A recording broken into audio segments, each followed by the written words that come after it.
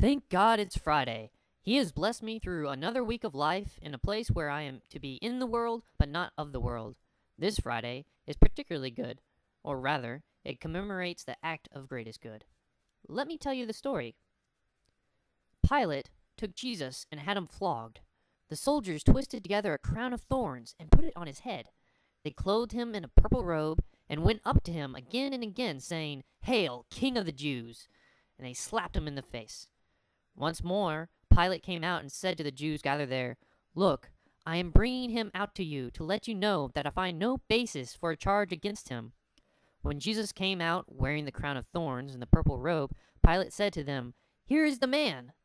As soon as the chief priests and their officials saw him, they shouted, "Crucify! Crucify!"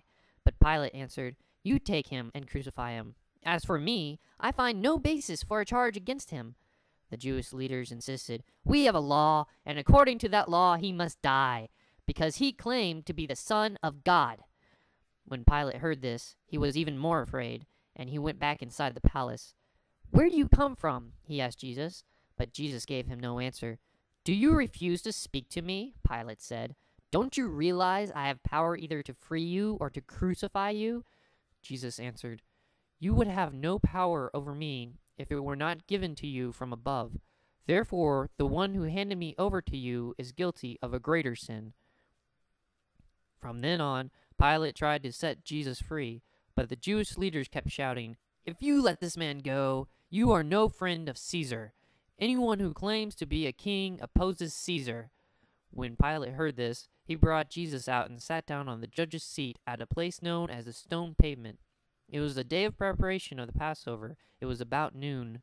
"Here is your king," Pilate said to the Jews, but they shouted, "Take him away! Take him away! Crucify him!" "Shall I crucify your king?" Pilate asked. "We have no king but Caesar," the chief priests answered. But finally, Pilate handed him over to them to be crucified. So the soldiers took charge of Jesus. Carrying his own cross, he went out to the place of the skull. There they crucified him, and with him 2 others, one on each side and Jesus in the middle. Pilate had a notice prepared and fastened to the cross. It read, "Jesus of Nazareth, the King of the Jews." Many of the Jews read this sign, for the place where Jesus was crucified was near the city, and the sign was written in Aramaic, Latin, and Greek. The chief priests of the Jews protested to Pilate, "Do not write the King of the Jews, but that this man claimed to be the King of the Jews."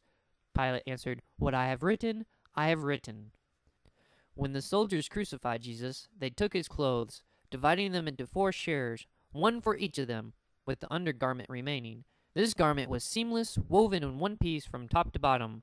"Let's not tear it," they said to one another. "Let's decide by lot who gets it." This happened that the scripture might be fulfilled that said, "They divided my clothes among them, and cast lots for my garment."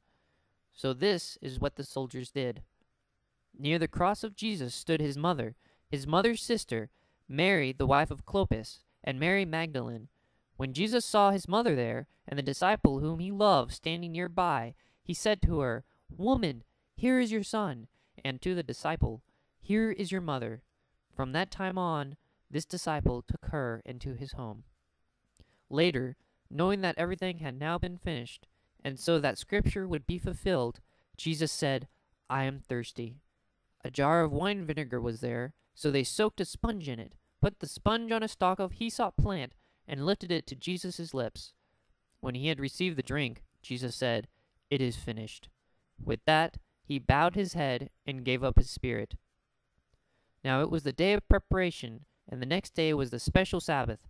Because of the Jewish leaders did not want the bodies left on the crosses during the Sabbath, they asked Pilate to have the legs broken and the bodies taken down. The soldiers therefore came and broke the legs of the first man who had been crucified with Jesus, and then those of the other. But when they came to Jesus and found that he was already dead, they did not break his legs. Instead, one of the soldiers pierced Jesus' side with a spear, bringing a sudden flow of blood and water. The man who saw it has given testimony, and his testimony is true.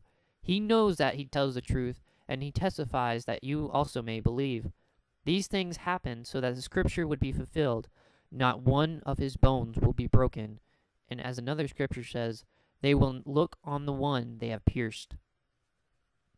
Later, Joseph of Arimathea asked Pilate for the body of Jesus.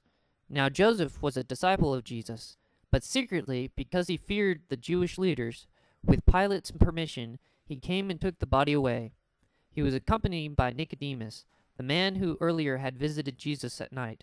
Nicodemus brought a mixture of myrrh and aloes, about 75 pounds. Taking Jesus' body, the two of them wrapped it with the spices and strips of linen. This was in accordance with Jewish burial customs. At the place where Jesus was crucified, there was a garden, and in the garden a new tomb, in which no one had ever been laid, because it was the Jewish day of preparation, and since the tomb was nearby, they laid Jesus there.